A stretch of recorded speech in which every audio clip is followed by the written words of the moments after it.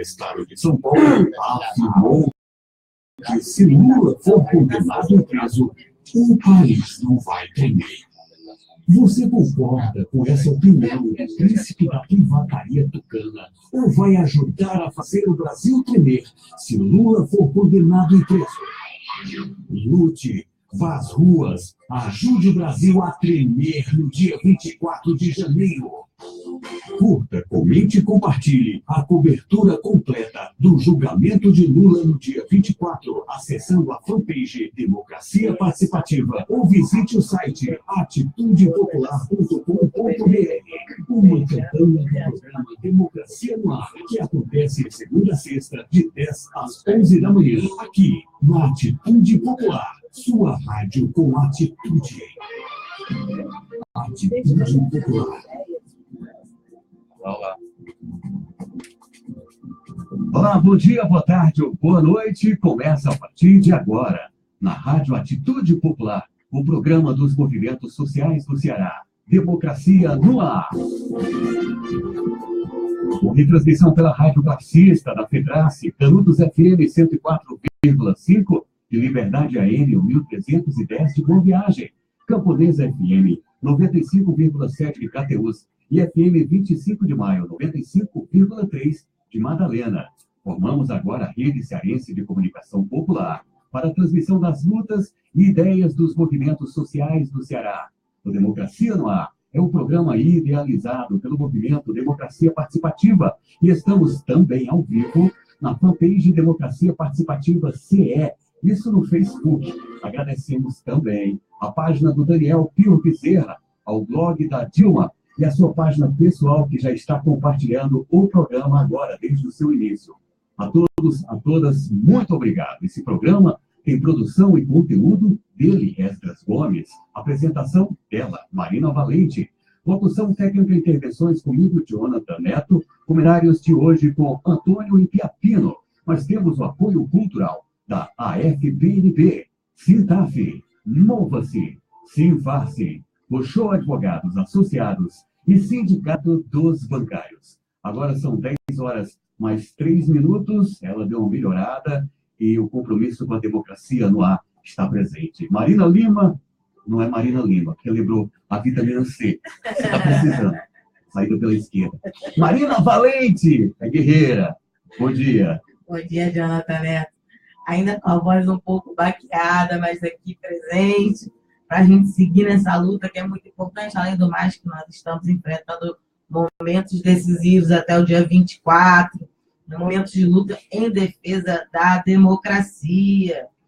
Sejam todos muito bem-vindos a vocês que estão nos ouvindo através das nossas rádios parceiras, elas que fazem um importante trabalho aqui ao lado do Democracia do Ar. Bom dia também a vocês que estão nos acompanhando via Facebook. Não deixem de curtir, compartilhar e comentar. Vocês também são comentaristas desse programa. E a cada pergunta que vocês fizerem, a gente vai lendo no ar aqui para a nossa entrevistada e para o nosso comentarista. Participem, é a nossa forma de estar furando aí um pouquinho o poderio da grande mídia. Não deixem, então, de contribuir. No programa de hoje, nós vamos conversar com Cristina Chaú, presidente do Sindicato dos Corretores de Imóveis do Estado do Ceará. Nós vamos falar sobre o mercado imobiliário e a organização sindical dos corretores de imóveis. Vamos conhecer essa categoria que a gente conhece pouco. Seja bem-vindo, Cristina. Bom dia a todos que estão nos ouvindo. E é um prazer muito grande estar contribuindo com vocês e pela categoria dos corretores de imóveis aqui hoje pela manhã nessa rádio. Bom, e nosso comentarista do dia, ele que está sempre aqui às terças-feiras com a gente. E a vinheta não está saindo? Ia sair, não saiu. A vinheta treinou sair. Tem que sair. É o Saci. Radialista Antônio Impiapino. Agora sim. Seja bem-vindo, Impiapino. Obrigado, Marina. Um abraço a você, ao Esmer, e também ao Jonathan Neto. E especialmente aos nossos internautas, ouvintes de todas essas emissoras que estão conectadas conosco nesse programa no dia a dia nosso. E me apelo aproveitar, antes da gente, nosso giro de notícias, comentar com você a matéria da Folha de São Paulo, tentando justificar o injustificável. A Folha fez uma matéria, o procurador, alegando de que o povo brasileiro não está acostumado com essa nova modalidade de julgamento baseado em indícios e não provas. Como se isso fosse uma coisa... Essa nova modalidade recém-inventada digamos assim, julgar pessoas pela fumaça sem o fogo. Queria que você comentasse esse absurdo. Quer dizer, a mídia está forçando demais, né? A gente, como uma mídia alternativa, não pode deixar de dizer que isso é uma forma de fazer jornalismo que chega a ser imoral, né?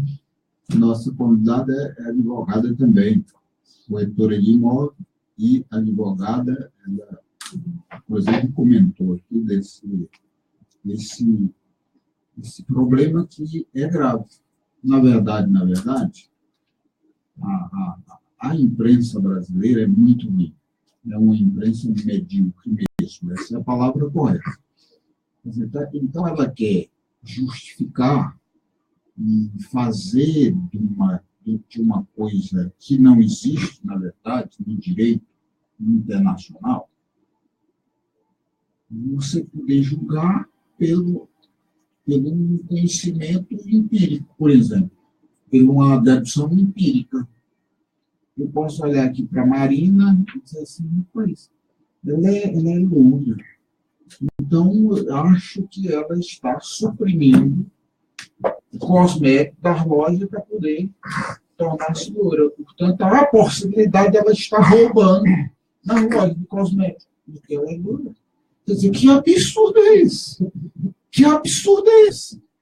E ela não pode comprar, não, se for o caso. Então, é um problema sério, eu tenho falado aqui, eu estou diante de um advogado, portanto, cuidado é grande na hora de falar para não errar, mas é uma insegurança, isso promove insegurança jurídica. E o país, do tamanho do Brasil, que país do mundo?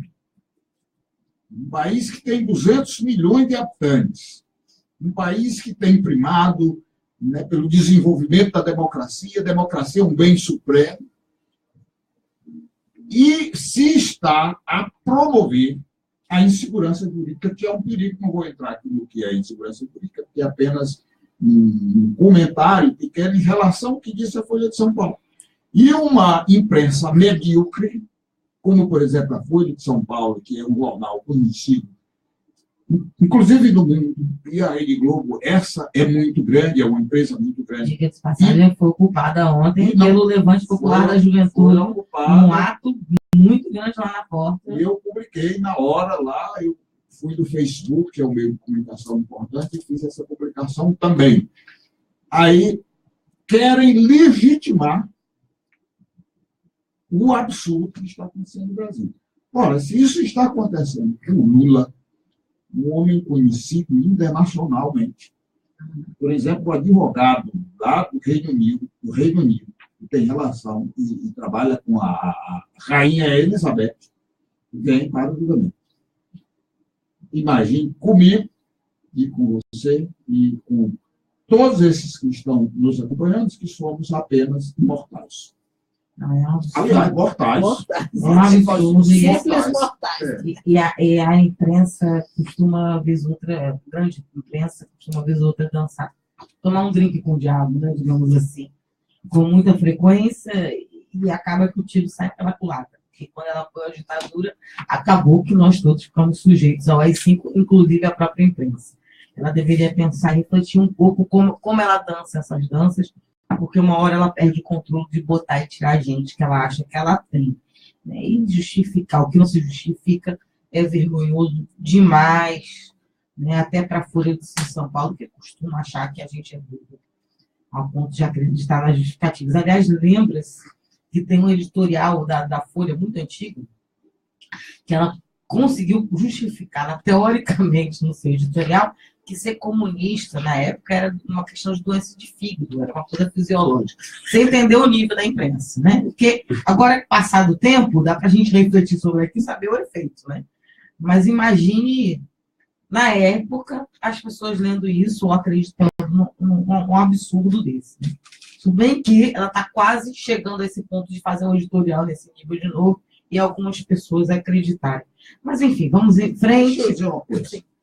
Pois a imprensa brasileira sofre da doença mental, que é pior do que do fígado. Porque o fígado você pode operar, pode fazer um transplante, e cérebro ninguém faz transplante. Por isso que eles são ruins, nunca vão deixar de ser ruins. Vamos aos nossos giros de notícias. Atitude Popular. Giro de notícias. O ex-presidente Lula estará em Porto Alegre nesta terça-feira, 23 de janeiro, para saudar os milhares de militantes que estão se deslocando para a capital gaúcha. Logo pela manhã dessa terça, as mulheres vão ocupar a Assembleia Legislativa de Porto Alegre em defesa da democracia e de Lula ser candidato. Com a presença da ex-presidente Dilma, a atividade contará com parlamentares, lideranças sindicais, políticas e populares. Às 14 horas terá a ação global anti-Davos contra o ataque neoliberal no mundo. É uma atividade que contrapõe o Fórum Econômico Mundial em Davos, na Suíça, onde o mercado dita as regras do mundo. O que acontece no mesmo dia, às 16 horas, começará a concentração para a grande marcha na esquina democrática no centro de Porto Alegre. E o ato político-cultural com a presença do ex-presidente Lula. Após a vigília em frente à Justiça Federal no centro de Fortaleza, no dia 24 de janeiro, acontece às 8 horas o ato ecumênico em defesa do presidente Lula, na Praça Murilo Borges, do Banco BNB, em frente à Justiça Federal, com a Pedro I. Atitude Popular. Giro de notícias. Sindicalistas da Força Sindical, da Central dos Sindicatos Brasileiros, da Central dos Trabalhadores e Trabalhadoras do Brasil, da Nova Central, da Sindicato dos Trabalhadores, da União Geral dos Trabalhadores e da Central Única dos Trabalhadores participaram do encontro dos sindicalistas com o ex-presidente Lula na tarde do dia 22 de janeiro, na sede do Instituto Lula, em São Paulo. Na ocasião, os sindicalistas prestaram solidariedade a Lula e reafirmaram seu ímpeto de lutar pela democracia e contra as reformas. Esse foi o nosso dia de notícias de hoje.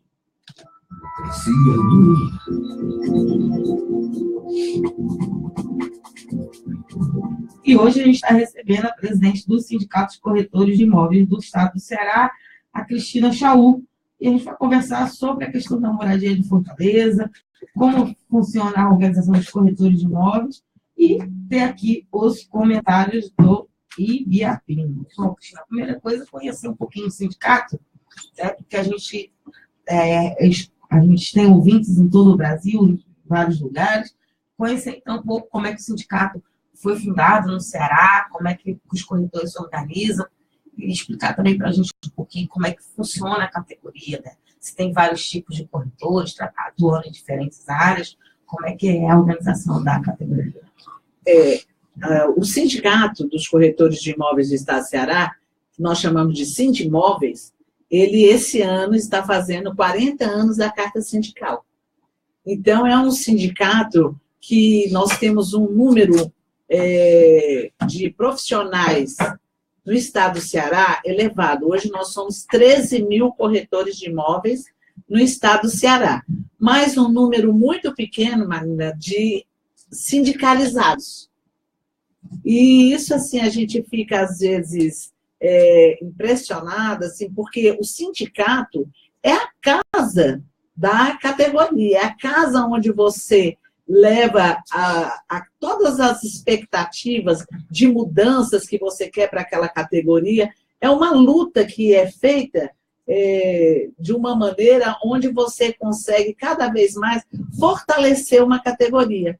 E, infelizmente, o corretor de imóveis, eu acho, e a corretora de imóveis, eu acho ainda que eles não despertaram para isso, para a importância de um sindicato. Porque o sindicato, ele é uma entidade, né, de classe, E essa entidade de classe, querendo ou não, ela representa uma categoria junto aos órgãos governamentais, municipal, estadual e federal, e aonde você faz as reivindicações das mudanças que você quer para aquela categoria, e principalmente junto ao Ministério do Trabalho, onde você tem a questão dos acordos, das convenções coletivas, e que você faz um trabalho para que aquela categoria venha a ter não só um respaldo legal, mas que tenha conquistas grandes, né? Na parte de salário, saúde, educação, capacitação, qualificação. Então, tudo isso é através do sindicato, né? Que deve-se ser fortalecido com um número maior de sindicalizados. Hoje, o nosso número de sindicalizados está na faixa de 850 para 13 mil. Você vê que é muito pouco, nós não temos 10%, né? Que seria 1.300, nós não temos 10%. E a questão, às vezes, a gente tenta... Hoje, nós temos assim, a dificuldade do custeio sindical, porque para você ter uma entidade forte, querendo ou não, você precisa da parte financeira. Você precisa ter recursos para você investir, né? Então, hoje nós temos o quê? Parceiros e convênios que nós fazemos. Nós temos parceria com instituição financeira, como o Bradesco, onde o corretor consegue também, através de financiamentos, receber um percentual, quer dizer, o sindicato tem essa parceria de 1% de cada processo de financiamento que é feito, né? O sindicato fica com 0,2% e 0,8% para o corretor. Nós temos convênio com a Unimed, onde a nossa a entidade, o Sindimóveis, conseguiu um desconto de 57%. E mesmo assim você ainda tem um número baixo de pessoas para se beneficiar desse plano. Nós tivemos também neste período, vamos dizer, nesses 1 ano e meio, né, final de 2016, segundo semestre de 2017, um ano muito difícil na área da habitação, principalmente para o corretor de imóveis. Porque como a gente vive de honorários, né, de corretagem, isso dificultou um pouco a questão, porque como nós ficamos com o mercado menos aquecido, né, dificultou um pouco você também ter hoje corretores que vivessem apenas, dependessem apenas desses honorários de vendas de imóveis. A locação comercial também, ela deu uma queda muito grande, e a locação residencial, porque a gente sentiu que a economia, ela não é que ela parou, mas ela andou lentamente, né? E a gente sabe disso por causa das questões políticas que se desenrolaram nesses 2 últimos anos, né? Que foi muito prejudicial para o nosso país, e principalmente nessa área econômica. Então, todos os sindicatos de corretores de imóveis do Brasil, hoje nós somos 26, nós somos filiados a uma federação. Essa federação é a FENACE, Federação Nacional dos Corretores de Imóveis. A sede é em Brasília, e é através dessa federação onde a gente pauta junto ao Congresso Nacional pelas mudanças, né, de várias conquistas na área dos sindicatos, na área da categoria dos corretores de imóveis, né?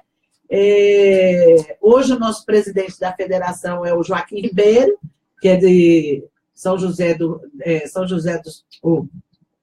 Rio Preto, São José do Rio Preto, em São Paulo, e com a sede em Brasília. A gente tem feito várias conquistas nos planos, né, nos projetos de lei que vão sendo votados no Congresso. Eu até tenho participado de alguns, como nós tivemos no final do ano de 2015 e que foi homologado em 2016, que é a questão do corretor associado, né, porque o corretor, hoje, ele se associa a uma imobiliária, e esse contrato de corretor associado, ele tem que ser assinado e registrado no sindicato.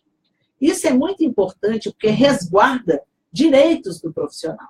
Porque quando você está trabalhando avulso, que nós chamamos de autônomo, junto a uma... Pois não, desculpa. Tem muito avulso. É o que nós chamamos de autônomos. Tem muitos autônomos. Eles são a maioria da categoria ou a categoria está trabalhando para as imobiliárias? Não, o autônomo, ele acaba sendo, vamos dizer assim, a maioria. Porque ele trabalha com 1, 2, 3 imobiliárias ou mais e com as construtoras também. Então, até porque a parte de remuneração, os honorários de corretagem, para o autônomo, se torna um pouco maior, né? Quando ele trabalha com a imobiliária, algumas imobiliárias têm um salário fixo, né? Que é pequeno, e um percentual no honorário de corretagem menor que fosse avulso. A carteira de quem trabalha para a imobiliária é assinada, tem direito? Depende, porque ele pode ter esse contrato de corretor associado. Ele pode trabalhar com 1, 2, 3 imobiliárias, tendo esse contrato de corretor associado registrado no sindicato, né, no Sindimóvel.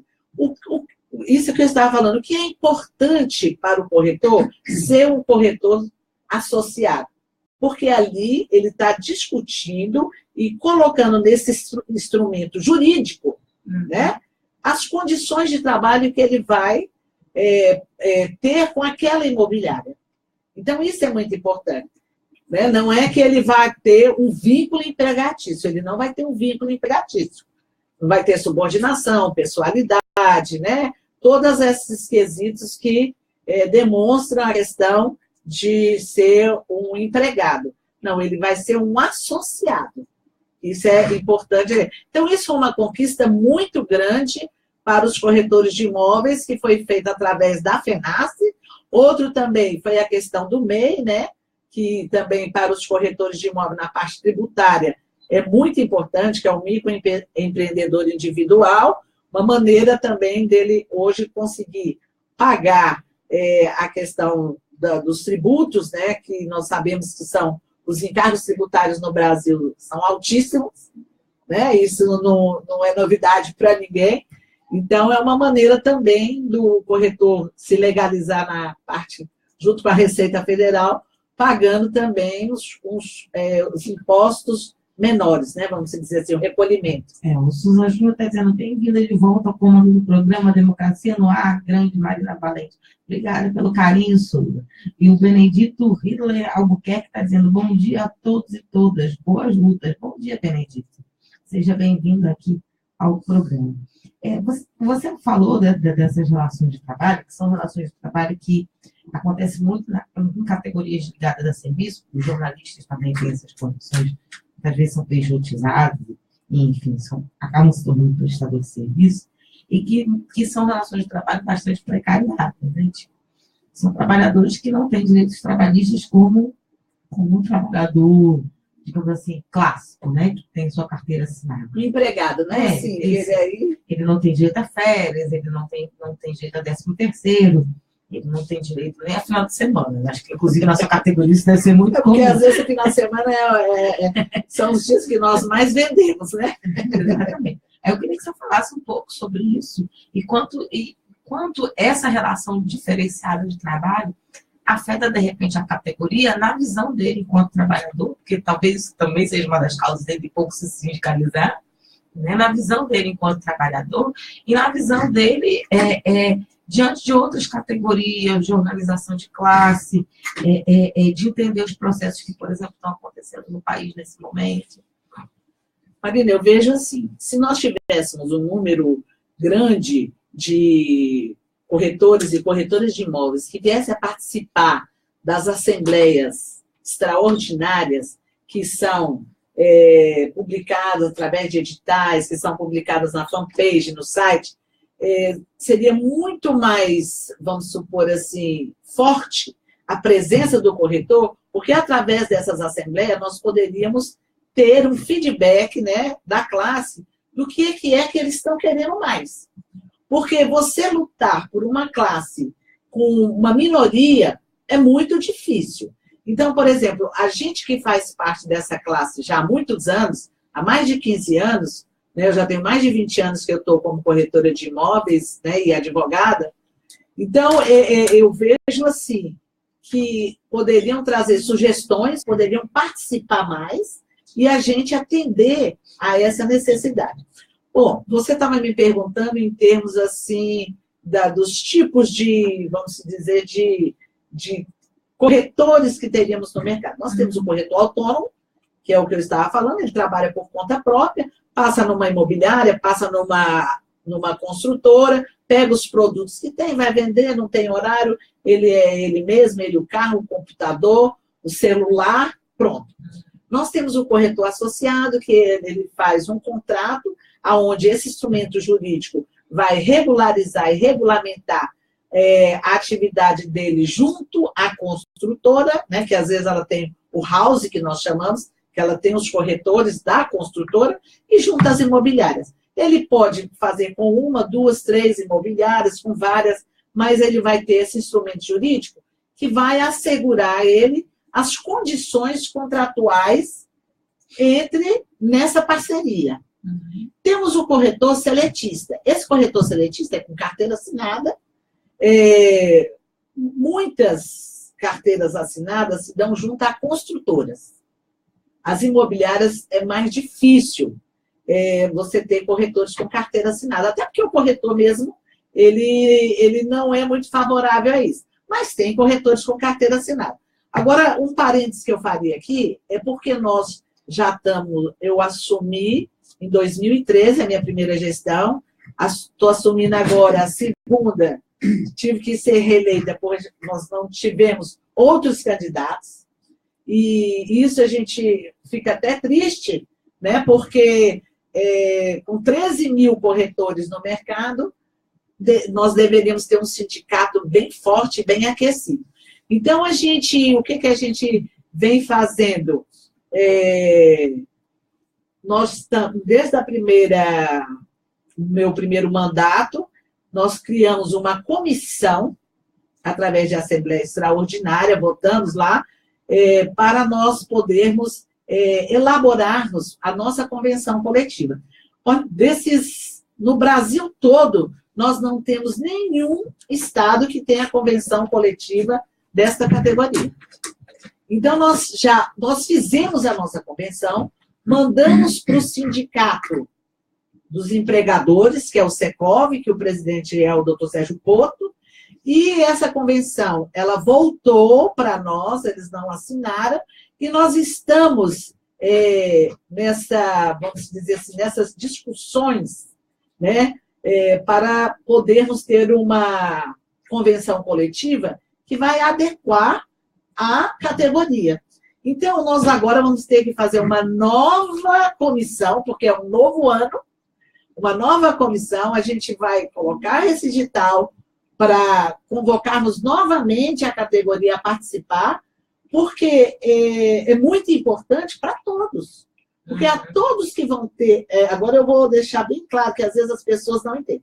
Para todos aqueles que têm carteira assinada. A convenção coletiva, ela afeta justamente as pessoas que têm carteira assinada. Por quê? Porque ela tem uma base, né, o piso salarial, o percentual que vai ser cobrado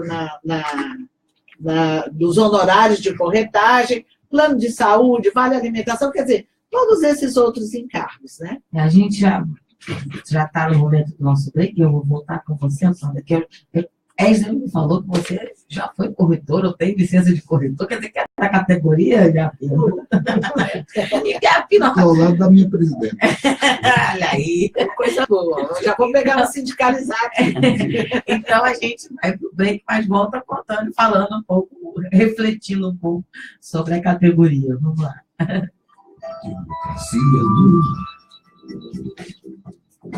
É isso, agora são 10h30. Nós estamos conferindo, curtindo o programa Democracia no Ar, que é um espaço dos movimentos sociais do Ceará. Temos o apoio cultural da AFBNP, Mova-se, Sintaf, Sinface, Puxou Advogados Associados e Sindicato dos Bancários. Estamos ao vivo nas emissoras Atitude Popular, Rádio Classista, Liberdade AM de Boa Viagem, Camponês FM de Crateús e 25 de Maio FM de Madalena. Logo mais, a Canudos FM, também de Boa Viagem, vai reprisar esse programa para você na íntegra, tá bom? Que aí, de acordo com a sua programação, sua grade musical local. Estamos ao vivo na página Democracia Participativa CE no Facebook, na página do Daniel Pio Bezerra, do blog da Dilma, e outras páginas pessoais que estão compartilhando o programa Democracia no Ar. O programa Democracia no Ar é uma realização do movimento Democracia Participativa. Mais um minutinho e a gente volta com a segunda parte do programa Democracia no Ar. Só um minuto. Sua rádio com atitude. Fernando Henrique Cardoso, em entrevista ao jornal Estado de São Paulo, afirmou que se Lula for condenado e preso, o país não vai tremer. Você concorda com essa opinião do príncipe da privataria tucana ou vai ajudar a fazer o Brasil tremer se Lula for condenado e preso? Lute, vá às ruas, ajude o Brasil a tremer no dia 24 de janeiro. Curta, comente e compartilhe a cobertura completa do julgamento de Lula no dia 24, acessando a fanpage Democracia Participativa ou visite o site atitudepopular.com.br. Uma campanha do programa Democracia no Ar, que acontece de segunda a sexta, de 10 às 11 da manhã, aqui na Atitude Popular. Sua rádio com atitude. Atitude Popular. Sua rádio com atitude. 10 horas 32 minutos. Marina Valente, segunda parte do programa Democracia no Ar. E é com atitude que a gente retorna. Ele apino. E aí, o que você diz aí sobre essa questão da organização da categoria? A presidenta descreveu muito bem um pouco desse trabalho dos sindicatos. Os sindicatos, na minha opinião, eu aprendi faz muito tempo, uma terminologia para caracterizar o sindicato. É uma associação de trabalhadores. O sindicato é uma associação de trabalhadores. Se esses trabalhadores não estiverem convictos por isso, eles formam uma associação. Segundo, se eles não estiverem convictos de que na sociedade capitalista, diferente da sociedade comunista, na sociedade capitalista tem duas classes diferentes. No comunismo, a ideia é tudo ser comum a todos. Igualdade em direitos e deveres. No capitalismo é diferente, tem várias classes. Se pegar 200 milhões de brasileiros, eles estão cada um dentro de uma caixa. Entre a classe A, que é a classe alta, classicamente a classe alta. Aí vem a classe B, que é a classe média, a classe C, que é a classe trabalhadora, a classe D, que é uma coisa que eu não sei nem o que é isso, aí vem até a classe E, F, não sei o que. Quer dizer, eles fazem uma estratificação das pessoas, dentro da classe A até a classe D, a classe E, por aí. De modo que são indivíduos, por exemplo, a classe D é uma classe ridícula, não serve para nada, só para dar trabalho. Eles dizem, os capitalistas dizem isso. Desgraça só serve para perrear, para ficarem doentes, desinteria, aí vai para o hospital, toma bala de todo mundo. Aí o dinheiro que poderia fazer investimento tem que gastar com a saúde deles, que são praticamente inúteis, não servem para nada, nem trabalhar para nada. Entendeu? Então, no capitalismo é isso. O capitalismo que a Folha de São Paulo defende. Então, se os trabalhadores compreenderem que no capitalismo existem classes diferentes e com interesses diferentes, eles fazem o que ela está dizendo. Se organizam para poder defender o seu direito. Eu anotei aqui um detalhe, ela disse, nós fizemos a convenção, são 26 sindicatos no Brasil, e nenhum tem convenção coletiva de trabalho. No ano passado, nós organizamos uma comissão, fizemos uma assembleia extraordinária, fizemos umas propostas. Entregamos para o presidente do Sindicato dos Patrões, Sérgio Porto, tá certo? E ele devolveu sem assinar a convenção, sem fazer o acordo coletivo de trabalho. Então, a relação de trabalho está prejudicada, porque uma das partes, uma das categorias, ou seja, a categoria da classe patronal, se negou a negociar com seus trabalhadores, com aqueles que vendem, com aqueles que usam o seu carro, que vão para a rua, que vão no dia e domingo tentar vender os apartamentos e as casas. Nós vimos agora há poucos dias um debate muito grande no Brasil, da direita golpista. Tem que fazer a reforma trabalhista. Sabe por quê que tem que fazer a reforma trabalhista? Porque no Brasil tem muita ação de trabalhadores contra os patrões. Eles vão à justiça contra os patrões. São muitas as ações. Por que as ações? Por que as ações? Porque o patrão se nega a negociar. O que custava o sindicato patronal, o presidente é o doutor Sérgio Couto, discutir um sindicato dos trabalhadores, aqui a presidenta, quais são as reivindicações de vocês. Vamos ver aqui, nós não podemos dar tudo, mas vamos ver o que a gente pode fazer e assinar essa convenção. Se negam. Então, depois o trabalhador se sente prejudicado e entra na justiça. Por isso que no Brasil tem milhões de ações. Ora, agora, Marina Silva, e para você escrever um artigo, a ministra do Trabalho, que é responsável por coordenar no país as relações entre o trabalho e o capital, é uma ladra. O próprio motorista dela não tinha direitos a direitos. Não assinava a carteira. Não assinava a carteira de trabalho, que é lei e está prevista na Constituição, no artigo dos direitos sociais. Aí essa mulher, nomeada pelo termo, vai ser a ministra do Trabalho. Quer dizer, uma marginal, né? Marginal mas no a gente sentido... tem que saber de quem ela é filha, né? Pois é, no sentido de que está à margem da lei, num país que é Estado de Direito. Isso mesmo. Então, aí está feita a reflexão. Os corretores precisam ir para o sindicato, se associar, discutir, dar suas opiniões, reclamar do que acham que está errado. E fortalecer, né, para na poder categoria. né? Uma coisa que a senhora disse, o sindicato tem necessidade de recursos. Por quê? Vocês sabem quanto é o salário de um advogado para defender o trabalhador na justiça do trabalho? Vocês sabem quanto custa um sindicato sair daqui para ir para o Juazeiro do Norte conversar com o pessoal lá, organizar? Então, quanto custa um jornalzinho, um boletim, uma revista? Tudo isso é muito caro, os funcionários, o aluguel, e segue tudo mais. Então, a contribuição que o trabalhador dá é para fortalecer o seu sindicato, ou seja, a sua associação de trabalhadores para poder lutar pelos seus direitos. Verdade, verdade. Eu queria só perguntar também como é que é o mercado imobiliário aqui no Ceará. Porque o que a gente fica meio assustado, porque a gente vê que às vezes a gente precisa de um movimento como o MSTCD. Ai, garganta, água. Produção, eu preciso. A gente, para conseguir brigar por moradia. Mas a gente vê tanto apartamento fechado, vazio, para alugar, com placa, para vender.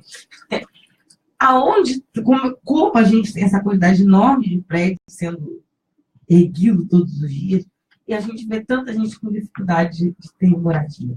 Existe uma discrepância dos valores que são cobrados com a realidade do povo brasileiro. Por que é tanto difícil alugar? Por que é tão caro um aluguel? Né?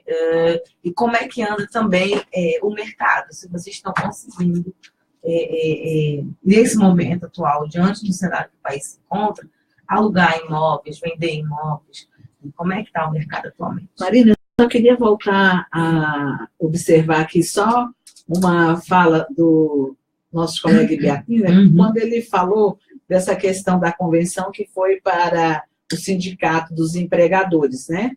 Que é a parte que a gente chama patronal. Inclusive, a federação, a FENASSE, junto com a FESECOV, eles, e até o Ministério Público do Trabalho, aqui o doutor Gerson, né?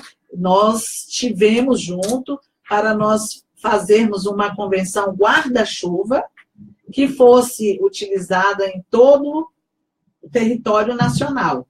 E que, diante dessa convenção coletiva guarda-chuva, os sindicatos estaduais seriam negociadas algumas alterações, né, deixando até em aberto isso. Seria a parte de salários, que numa região para outra o piso da categoria seria um mais alto, outro menos, né, mais... As questões regionais. As questões regionais. E mesmo assim a gente não obteve êxito nisso aí, né? Então, quer dizer, nós estamos tentando, a gente sabe que a outra parte sempre fala que também está tentando e não consegue com a gente, mas a gente sabe que os direitos que são colocados para a gente conseguir para o trabalhador, para os trabalhadores sempre é meio complicado, né? Agora, com relação ao mercado do Ceará, nós ainda temos um déficit habitacional muito grande. Nós sabemos que essa categoria, vamos dizer assim, essa classe social, um poder aquisitivo mais baixo, ela teve, né, junto nessa questão de habitação, uma oportunidade grande em 2014, 2015, onde a gente teve o programa, que já vem há alguns anos, Minha Casa e Minha Vida, e que, através da Caixa Econômica, se conseguia os benefícios para quem tem uma renda baixa, né?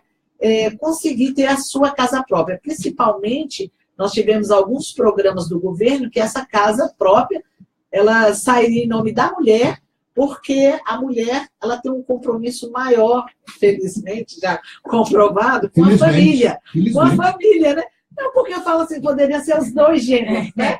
Infelizmente, os homens deviam ocupar-se de ajudar também.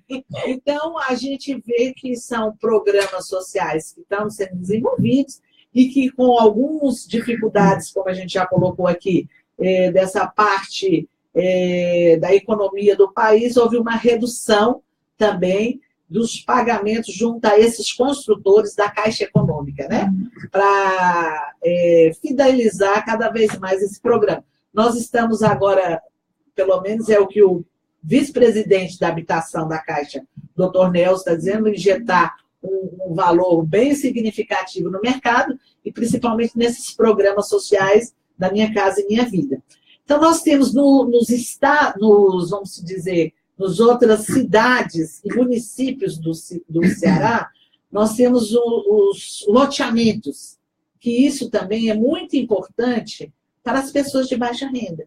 Porque ela compra o seu lote, vai pagando ali uma prestação de 200, 300 reais, 400 reais por mês, e depois ela vai construindo a sua casa. Isso facilita também a questão da casa própria, que é um grande sonho, né? A casa própria é um grande sonho de toda a população brasileira. E nós, assim, vamos nos focar um pouco aqui na cidade de Fortaleza, que você disse que tem muitas placas de venda, de alugas e tudo.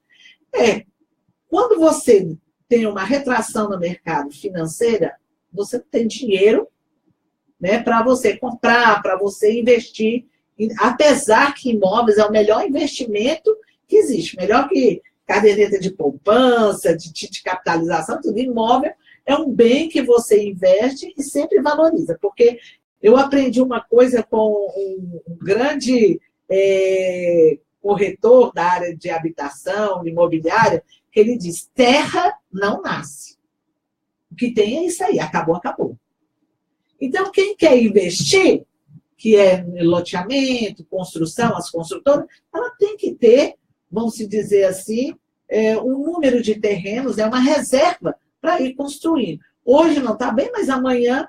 Então, eles já dizem que no ano de 2018, 2019, vai faltar produto, porque não se estão construindo, estão começando agora. Então, você vê as incoerências que se tem, porque o mercado imobiliário ele é um retrato imediato da economia.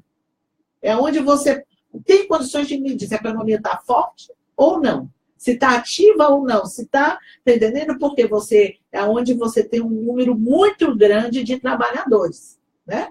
Na construção civil. Então, a gente vê, por exemplo, que nós temos hoje em Fortaleza, assim, muitas construtoras que investiram em prédios comerciais e que está se tendo uma saída grande, mas lentamente, né? Porque como a economia ela deu um sinal de retração, também muita gente deixou de abrir novos negócios, investir em novos empreendimentos. Então, a gente tem um estoque um pouco ainda grande nessa parte comercial. A parte, vamos supor, de imóveis de alto luxo, é interessante que em Fortaleza você não tem muito dificuldade de, vamos supor assim, de vendas desses imóveis. A gente tem muitos investidores de fora e daqui mesmo, nesses imóveis que vamos se colocasse na faixa de 980, 800 mil para cima. Então, você tem, às vezes, até... agora, os imóveis mais populares, se tem uma dificuldade de mais antigos, tem uma dificuldade mais de vendas, porque, às vezes, eles não estão adequados às exigências que as instituições financeiras fazem. Um imóvel mais antigo, às vezes, de 250 mil, às vezes não tem gás encanado, não tem garagem coberta, então isso dificulta onde se tem um juros menor, né? Porque esse ano é o que os juros para financiamento reduziram, né? Mas o ano passado e o ano retrasado, os juros estavam um pouco elevados. Então, isso aí, elevados, né? Então, isso aí dificulta também, porque ninguém tem 250 mil, 300 mil para dar de entrada. A pessoa tem um valor, às vezes, de 20%, 30% que as instituições financeiras existem para dar entrada, e o resto ela financia, né? Com parcelas menores, aí você tem o pró-cotista, não cotista. O pró-cotista a Caixa tinha fechado, que é o trabalho que se faz com o fundo de garantia, e a gente teve, né, algumas dificuldades com relação a isso, né? Mas hoje, eu acho que, neste momento, é o melhor momento de se comprar e se investir na casa própria. Porque você está com o mercado mais equilibrado, os preços estão preços justos, você hoje pode até negociar, hoje o mercado está aceitando muita permuta, o que antigamente não se aceitava. Então, isso é importante, né? Às vezes a pessoa aceita um carro, aceita um imóvel menor e tal. Então, quer dizer, quem quer comprar a sua casa própria, eu vejo que é o melhor momento de se investir. Para ser só o dinheiro, né? Com a crise. E minha filha, a classe trabalhadora não está podendo comprar imóvel. Está precisando, Paulo Paulo. Quer comentar? Um economista norte-americano, chamado Antônio Van Jones, ele disse que na economia dos Estados Unidos há 3 grandes falácias. A primeira grande falácia é a economia baseada no consumo e não na produção. A segunda grande falácia é o crédito em vez da poupança. E o terceiro é na área ambiental, que não vou falar disso aqui agora. Então, assim, quando se incentiva demais o consumo e não se investe na produção, da crise. Essa é a origem da crise que o mundo hoje passa. E quando você também privilegia o crédito em vez da poupança do povo, de uma nação, aí vem o problema depois. Porque, o que ocorreu no Brasil? Todo mundo teve crédito para tudo. E todo mundo comprou além do que podia comprar. E depois as pessoas perceberam que estavam endividadas. Então, se elas estavam endividadas, elas pararam de comprar. Daí veio a crise no Brasil. Esse é um fator, O segundo fator, os irresponsáveis do Brasil, como, por exemplo, a Aécio Neves e o PSDB, espalhou no país todinho, de forma sistemática e violenta, que o país que tem uma crise política, que tinha corrupção, que tinha inflação, que tinha tudo de ruim. O que acontece? Os investidores se afastaram, porque não tinha segurança. É a retração do mercado. Quando esses investidores saem do mercado, aí a crise chega sistematicamente. Então, essas duas coisas são fundamentais. São fundamentais para a gente analisar. A outra coisa é isso, né, que a gente tem que ter muito presente. A crise do capitalismo ela é mundial, por causa da financiarização da economia.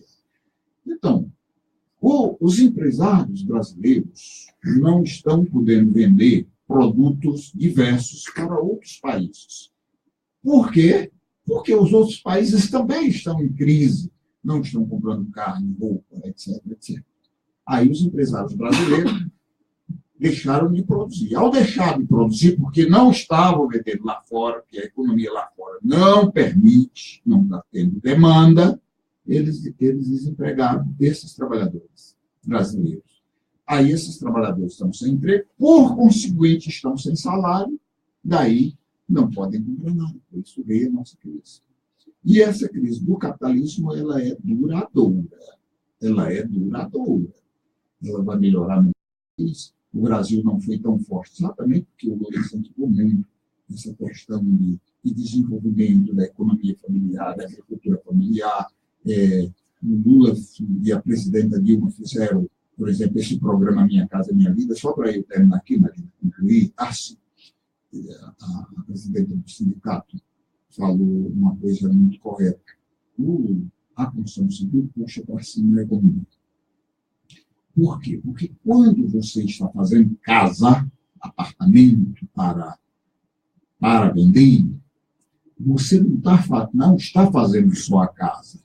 Você, na indústria da construção civil, você precisa de areia. Então, você tem lá nos rios, aonde tiver área que permite você extrair areia, tem trabalhador lá extraindo areia.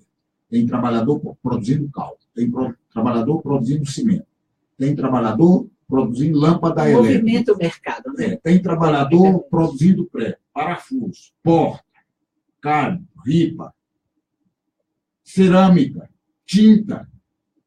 Aí a construção civil leva com ela centenas de outras atividades. Os caminhoneiros. Tudo. Quando a construção civil entra em crise, esses setores também entram, porque você vai fazer cimento para quê se não está se construindo casa? Você vai fazer porta para quê se não se está construindo casa? Então, essas são coisas que têm que ser avaliadas e discutidas para a gente entender a crise. Agora, é muito importante entender isso, que apesar da crise, esse é um setor que, se as pessoas pudessem, e as que podem estão fazendo investimento no imóvel, é muito importante. Ele é rentável e é muito seguro.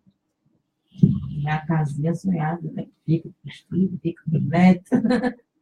Bom, a gente já está aí já na reta final do programa. Eu queria pedir para a Cristina fazer as considerações finais dela, convocar a categoria sindicalizar, como é que o pessoal pode contactar o sindicato, enfim, fazer essa reflexão final aí sobre a participação do programa. O sindicato, a sede dele é uma sede própria, muito boa, onde a gente tem um auditório grande, onde a gente sempre está em parceria com as construtoras, com as imobiliárias, fazendo palestras para capacitação e qualificação dos corretores de imóveis.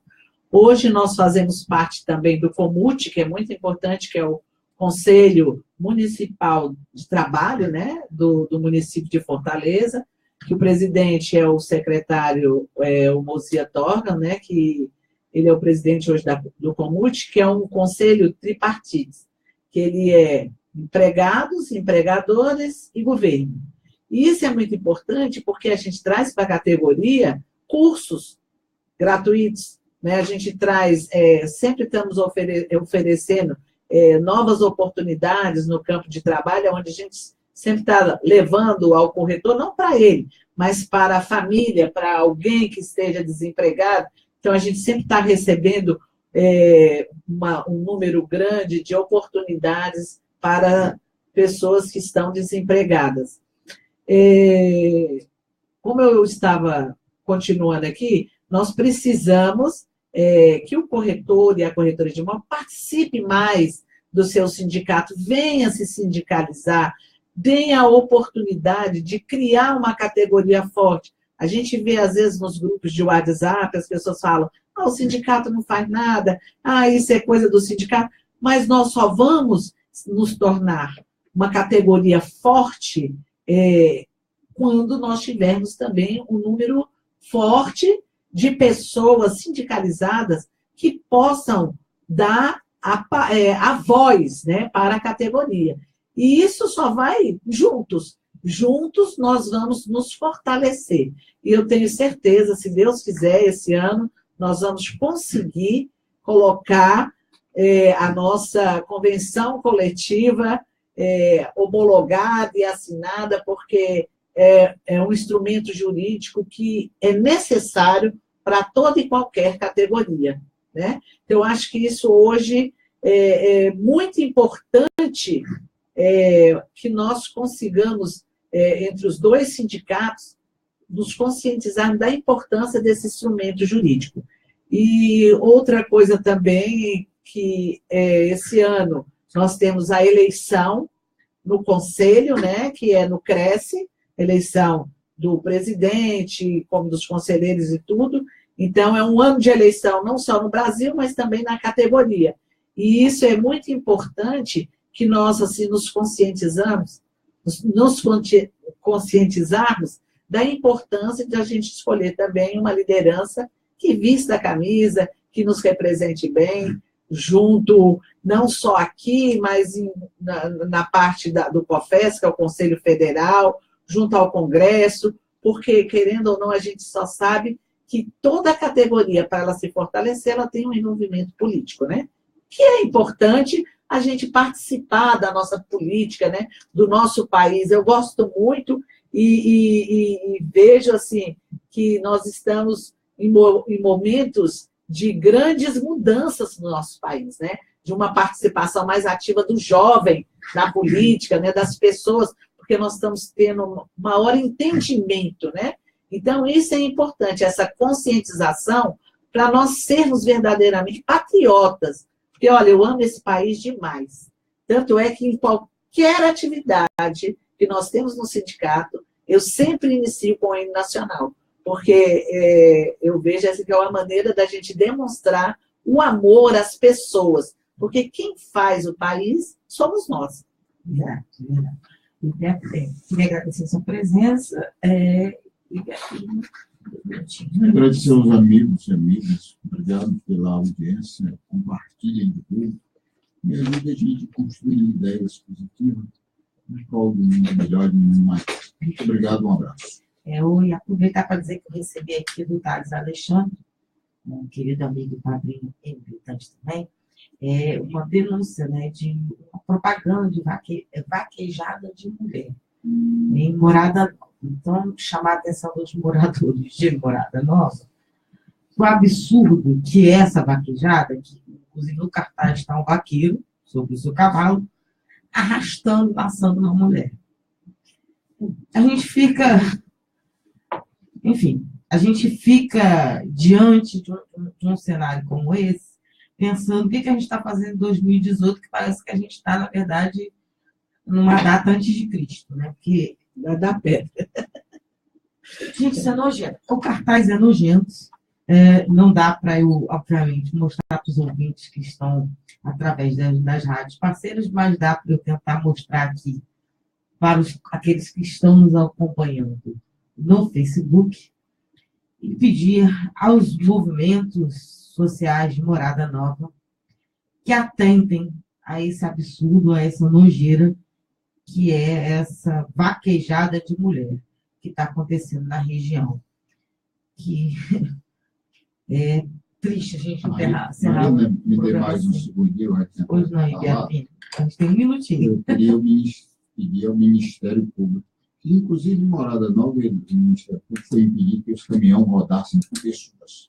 Aquele povo agricultor, na estrada de terra, vai um caminhão e leva o porco, a galinha, embora. Aí o Ministério Público proíbe. Aí o agricultor tem que levar essas pessoas, esses porcos, tudo na cabeça. E isso é nojento. Eu quero depois olhar essa foto. Impedir o Ministério Público, inclusive o governador do estado do Ceará. Isso não pode. Nós estamos, gente, no século XXI. Gente, nós não estamos na Idade Média, não, gente. É século XXI. E, Marina, dizer que eu aqui estou pedindo aos médicos que, se possível, ajudem a Chapa 2. É uma chapa que tem um compromisso importante, tem um conjunto de prerrogativas e propostas em relação à defesa do SUS, da democracia, do direito à saúde pública de qualidade, do concurso público. Eu, Antônio Biapino, eu estou apoiando a Chapa 2 e pedindo o voto dos meus amigos que são médicos, daqueles que querem uma entidade mais forte que o Ceará, para ajudarem a Chapa 2. 11 horas da manhã, não dá tempo para mais nada. Muito obrigada pela audiência e até amanhã.